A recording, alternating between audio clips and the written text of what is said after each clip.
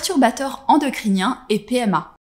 Bonjour, je suis Virginie Terrier, cofondatrice de Fertiline. Bonjour, je suis Adva Grundmann et cofondatrice de Fertiline. Aujourd'hui, nous allons parler des perturbateurs endocriniens, mais spécifiquement durant les protocoles de PMA. Si vous aimez nos contenus vidéo, n'hésitez pas à partager, liker, commenter et vous abonner à notre chaîne. Si vous êtes intéressé par nos solutions, n'hésitez pas à réserver un bilan de situation avec l'une de nos collaboratrices. Dans cette vidéo, nous allons aborder 3 parties sur les perturbateurs endocriniens et notamment les conseils clés pour un protocole de PMA et aussi les conseils les plus applicables. Nous allons donc parler du choix des cosmétiques, également du matériel de cuisson, mais aussi des aliments qu'il va falloir favoriser en agriculture biologique. Petit rappel, pour introduire cette vidéo, la fertilité est un contexte multifactoriel. La fertilité repose sur de nombreux systèmes et ces systèmes ne dépendent pas uniquement des perturbateurs endocriniens. Il y a énormément d'influenceurs dans notre environnement sur le plan de la fertilité, notamment l'alimentation, mais aussi le stress, le sommeil et également les micronutriments et la complémentation qu'on peut mettre en place. Aujourd'hui, on parle donc des perturbateurs endocriniens, mais il faut bien comprendre que c'est une partie des actions à mettre en place et il y a aussi beaucoup d'autres champs de potentialisation et d'optimisation de votre protocole de PMA qu'on aborde aussi dans d'autres capsules vidéo. Le deuxième élément, avant d'entrer dans le détail, c'est pourquoi est-il si important de modérer les perturbateurs endocriniens quand vous êtes dans un protocole de PMA. Eh bien, tout simplement puisque dans votre protocole, vous allez avoir des variations hormonales très importantes et vous allez avoir des traitements à action hormonale. Il faut donc que vos récepteurs aux hormones soient les plus libres possibles et que ces traitements soient le plus efficaces possible. Les perturbateurs endocriniens, on les appelle ainsi puisqu'ils vont perturber les systèmes endocriniens. Le système hormonal, le système qui régit la fertilité, œstrogène, progestérone, testostérone, DHEA, est un système endocrinien. Si vous avez une exposition trop importante aux perturbateurs endocriniens pendant votre protocole, vous risquez de modifier l'effet des molécules médicamenteuses qui vont vous être administrées et donc de ne pas bénéficier de l'effet total de ces molécules. Raison pour laquelle on essaie d'avoir un contexte le plus diminué possible d'exposition à ces molécules que sont les perturbateurs endocriniens. L'objectif de cette vidéo n'est évidemment pas de vous culpabiliser, et juste de vous donner des astuces, des outils pour éviter ces perturbateurs de vos hormones au quotidien. Des choses faciles, des choses qu'on peut appliquer dès demain.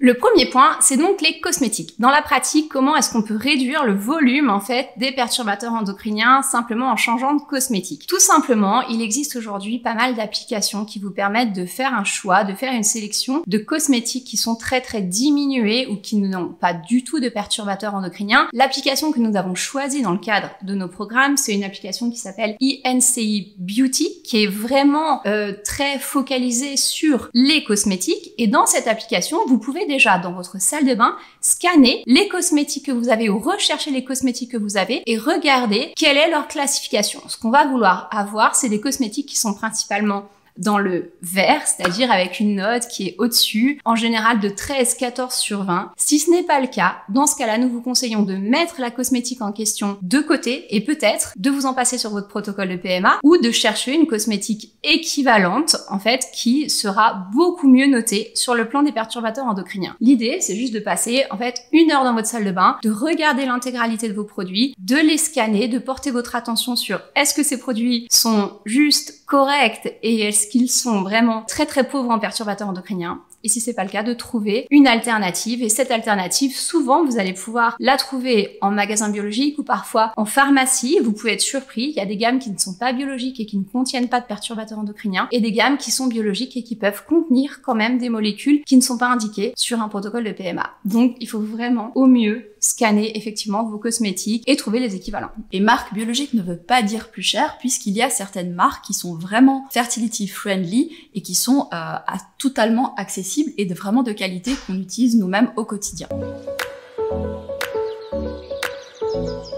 Moi, je vais vous parler maintenant de votre cuisine. Saviez-vous que dans votre cuisine, il y a plein de perturbateurs endocriniens? Le principal, c'est le plastique. Et malheureusement, La plupart des gens utilisent énormément de matériaux en plastique. Pensez à toutes les spatules, pensez aux récipients en plastique, aussi les Tupperware, tout ce que vous utilisez en plastique dans votre cuisine. Le pire en plus, c'est lorsque vous allez chauffer ce plastique. Il est vrai que quand on a par exemple une spatule dans sa cuisine et qu'on va tourner sa viande avec celle-ci, eh bien elle va être chauffée et vous avez tous les molécules de plastique qui vont aller sur votre nourriture. Sans parler non plus aussi lorsque vous allez mettre un récipient en plastique dans un micro-ondes. Là, on est vraiment chauffé plus plastique, on a quelque chose vraiment qui est néfaste pour sa santé et pour sa fertilité. Dans la cuisine, il y a aussi un autre élément, ce sont les poêles. Alors c'est vrai que depuis quelques années, on se dit il faut manger de moins en moins de graisse, ce qui n'est pas juste. Si vous suivez nos vidéos, il faut manger de bonnes graisses. Notamment pour la fertilité. Exactement. Mais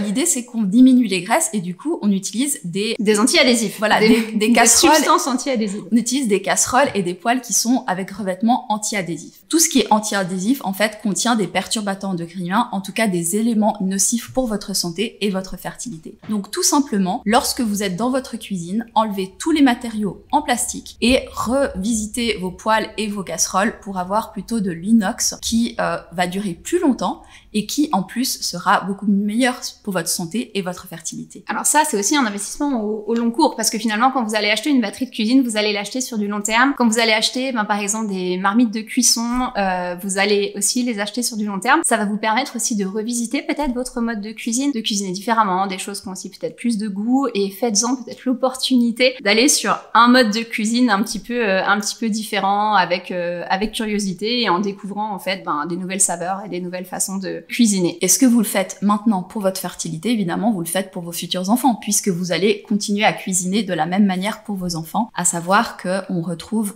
des éléments de plastique dans le lait maternel ou aussi lorsqu'on va tester des enfants, on voit qu'ils ont malheureusement beaucoup de résidus de plastique.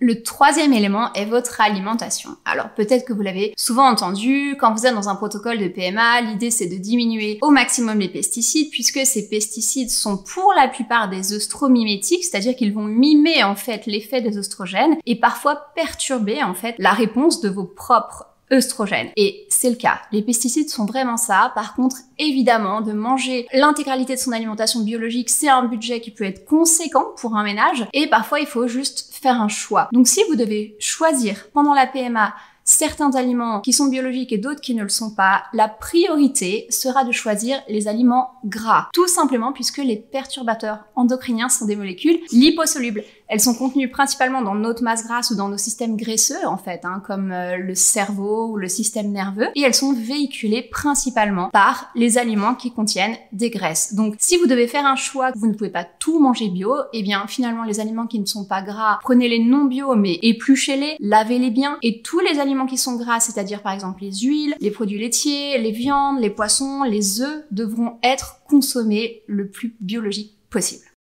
Virginie, et quid des vernis et des teintures pour cheveux? Parce qu'on a souvent cette question justement d'utilisatrice de nos programmes, est-ce qu'on peut se colorer les cheveux ou est-ce qu'on peut vernir ses ongles pendant un traitement de PMA? Le conseil de base, c'est en fait plus une molécule est résistante dans le temps, plus la probabilité qu'elle contienne des perturbateurs endocriniens est grande, puisqu'en fait, souvent, si on utilise des perturbateurs endocriniens, c'est pas pour le plaisir, c'est justement pour rendre les choses plus stables et plus durables. Donc évidemment, les colorations permanentes, les vernis, sont des molécules qui sont très chargées en général en perturbateurs endocriniens. Il existe des marques maintenant qui effectivement revendiquent des vernis permanents, semi-permanents, sans perturbateurs endocriniens, des colorations pour cheveux aussi, qui vont souvent être des colorations végétales. Ces marques-là sont tout à fait ok dans un projet de préconception, mais évitez tout de même au moment de votre protocole de PMA, c'est-à-dire pendant la stimulation hormonale et pendant que vous êtes dans un traitement hormonal, de vous exposer dans ces moments-là à quelques produits que ce soit qui est censé être durable, c'est-à-dire que finalement, si vous devez mettre un vernis semi-permanent, faites-le peut-être 2 semaines avant le début de votre protocole, mais pas pendant le protocole. Idem pour une coloration même qui serait végétale, l'idéal est de le faire plutôt